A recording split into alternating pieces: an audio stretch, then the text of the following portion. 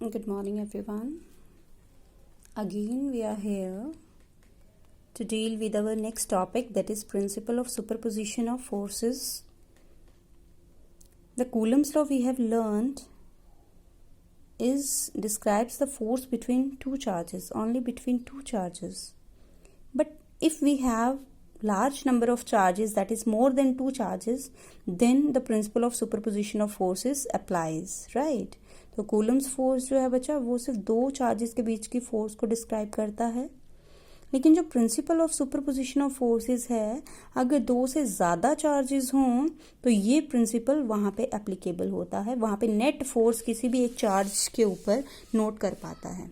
ठीक है, तो क्या बोलता है ये प्रिंसिपल, लिखा हुआ है, This principle states that when a number of charges are interacting, that is not two but more than two, let it be n number, are interacting, the total force on a given charge is the vector sum of the forces exerted on it due to all other charges। कहने का क्या मतलब है, अगर कोई एक charge हमारे पास पड़ा हुआ है और उसके ऊपर हमने फोर्स नोट करनी है बाकी जितने भी चार्जेस हैं उनकी वजह से, let it be we have n number of charges और Q1 कोई चार्ज है उसके ऊपर मुझे नेट फोर्स नोट करनी है due to Q2, Q3, Q4 so on Qn, तो क्या फोर्स होगी, जो फर्स्ट पे फोर्स लगेगी वो बाकी सबका सम होगी, that is sum of all the other forces exerted on it due to all other charges.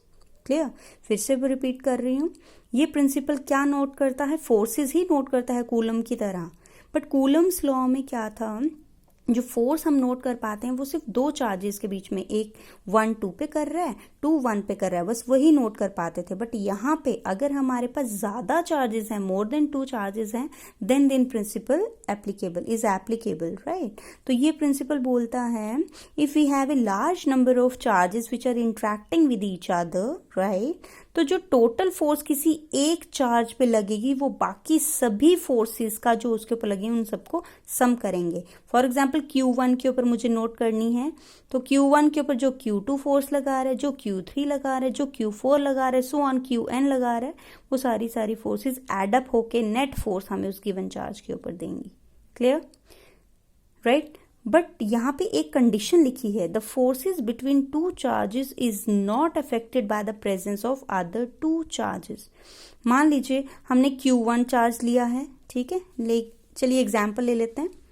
मैंने Q1 चार्ज लिया हुआ है, राइट, Q1 चार्ज लिया है तो उसके ऊपर मैंने फोर्स नोट करनी है Q2 की वजह से कितनी फोर्स लग रही है और Q3 की वजह से कितनी लग रही है।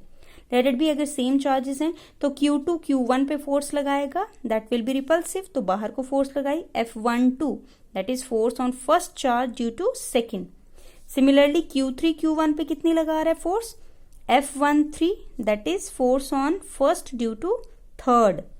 अब यहाँ पे बस ये दो फोर्सेस ही Q1 के ऊपर Q2 की वजह से, Q3 की वजह से कितनी फोर्स लग रही है वो दोनों हमें दे देंगी, ठीक है, नेट फोर्स। लेकिन अब Q2 और Q3 आपस में इंटरेक्ट नहीं करेंगे, ठीक है, तो इन दोनों की आपस में कोई भी इंटरेक्शन नहीं होगी। जो मेन चार्ज है जिसके ऊपर फोर्स नोट करनी है बस उसी के ऊपर ये फोर्स लगाएंगे, आपस में इंटरेक्शन ये नहीं करेंगे। That is the force between two charges is not affected by the presence of other charges. इनको जिस पे फोर्स लगानी है बस उसी पे फोर्स लगाएंगे, आपस में इंटरेक्शन नहीं करेंगे। क्लियर, चलिए अब देखते हैं कैसे, पहले दो चार्जेस की बात कर लेते हैं, उसके बाद n चार्जेस की बात कर लेंगे समीशन यूज करके। चलिए सबसे पहले मैं लिख रही हूं, फर्स्ट के ऊपर सेकंड ने फोर्स लगाई, तो कैसे लिखते हैं, F12 जो फोर्स है, ये जो फोर्स दिख रही है वो कितनी होगी बताइए, कूलम्स लॉ क्या बोलता है, 1/4 pi epsilon not Q1 Q2 upon R12 लिख देती हूं और उसका स्क्वायर होता है, R12 की लिखा, the vector from 1 to, that is 1 की तरफ जा रहा है 2, राइट, तो R12 लिखा मैंने यहाँ पे, और अगर इसकी डायरेक्शन भी शो करनी है तो क्या लिख दूंगी, R12 का यूनिट वेक्टर, ठीक है, तो यूनिट वेक्टर इसकी हमें क्या दे रहा है, डायरेक्शन, ठीक है। अब आपको पता है यहाँ पे 1 2 लिखो तो यहाँ पे भी 1 2 लिखते थे और नीचे भी 1 2 लिखते थे, ऐसे याद रख लीजिए, राइट। अब सिमिलरली F13 लिखना हो तो क्या बनेगा, बता दीजिए। 1/4 पाई एप्सिलॉन नॉट, 1 के ऊपर ही लग रही है बट किसकी वजह से, थर्ड की वजह से, राइट। अपॉन, अब क्या लिखेंगे, यहाँ 1 3 है तो नीचे भी 1 3 का स्क्वायर और यहाँ पे भी 1 3 का यूनिट वेक्टर। हम यहाँ पे इसको वेक्टर फॉर्म में भी रिप्रेजेंट कर सकते हैं, स्केलर फॉर्म में भी रिप्रेजेंट कर सकते हैं, राइट, अगर पेपर में आता है तो। मेनली ये पूछा नहीं जाता है, इसके ऊपर न्यूमेरिकल आता है, जैसे मैंने प्रीवियस वीडियो में एक न्यूमेरिकल किया, that is based on this only, right. चलिए, तो इसका मतलब है नेट फोर्स कितनी आ गई इसके ऊपर, ये जो नेट फोर्स है इसके ऊपर कितनी आ गई, F12 प्लस F13, राइट। तो क्या लिखेंगे, कॉमन क्या चीज़ है, देखो 1/4 पाई एप्सिलॉन नॉट भी कॉमन है और क्या कॉमन है, Q1 भी कॉमन है, बाहर ले लेते हैं। What will you get inside, Q2 R12 unit vector upon R12 का स्क्वायर, यही आएगा, प्लस Q1 तो बाहर आ गया, बाकी जो है वो लिख दीजिए अपॉन R13 का स्क्वायर, इस तरह से आ गया।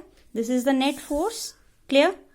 अब ये हमारी नेट फोर्स इसके ऊपर निकल गई, लेकिन अब अगर हमारे पास मल्टीपल चार्जेस हो फॉर n नंबर ऑफ, यहाँ पे तो 3 चार्ज लिए, अगर बहुत सारे हों for n number of charges, तो इक्वेशन क्या बनेगी बेटा, ये यही इक्वेशन को हम कैसे लिख सकते हैं, बता दीजिए।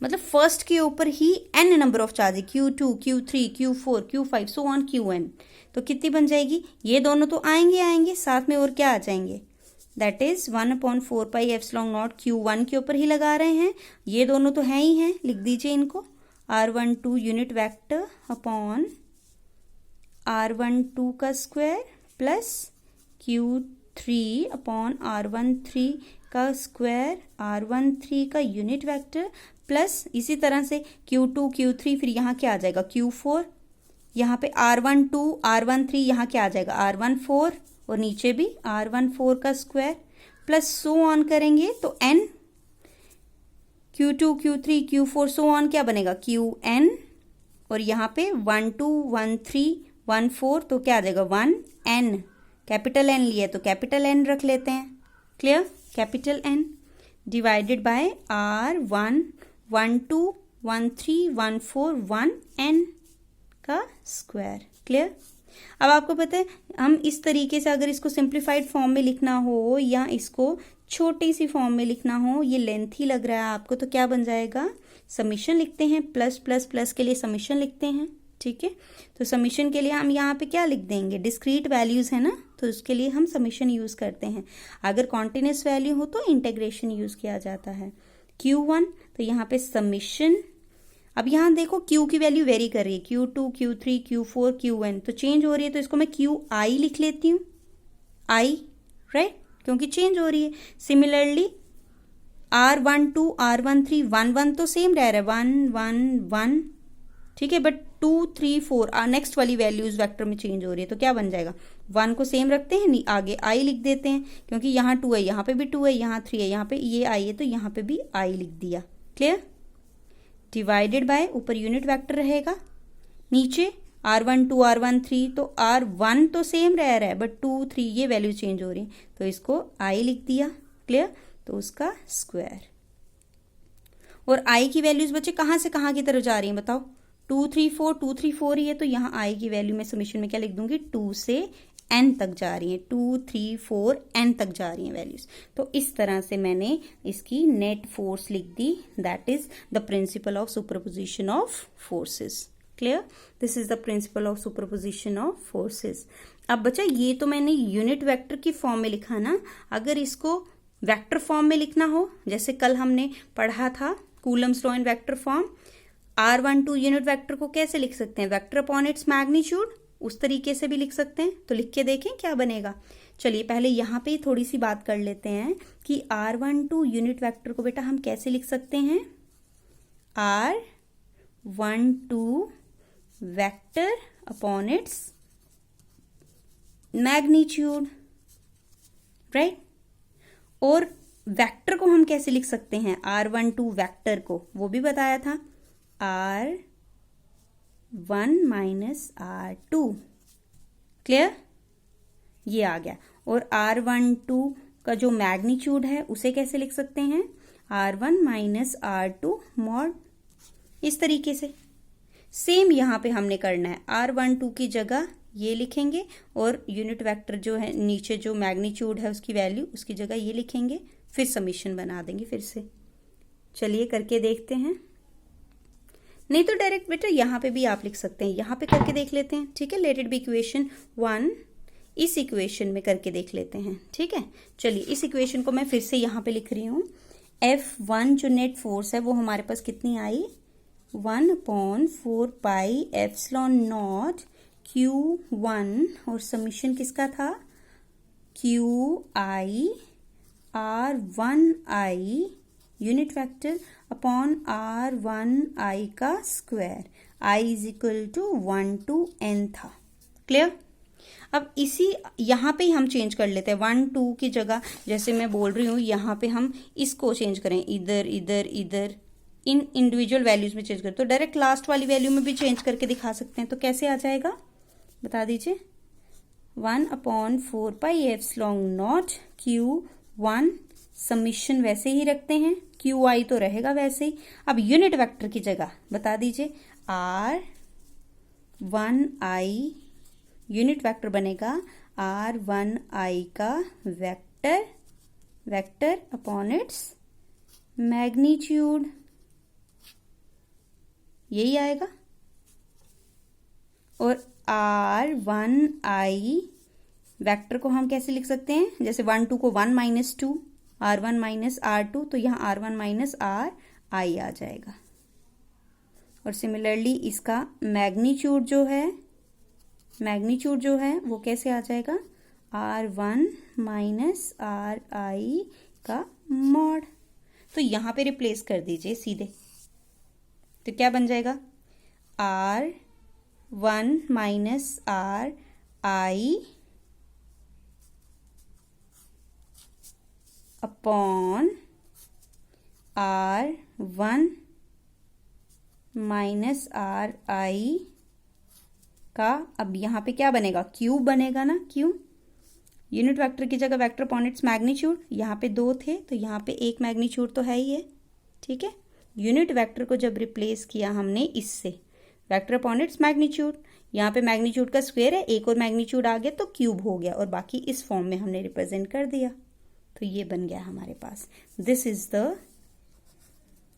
Vector form of superposition principle. Clear. चलिए, thank you very much. Hope you have understood. If there is any problem related to the topic, please comment in the comment box. Do like, share and subscribe. Thank you.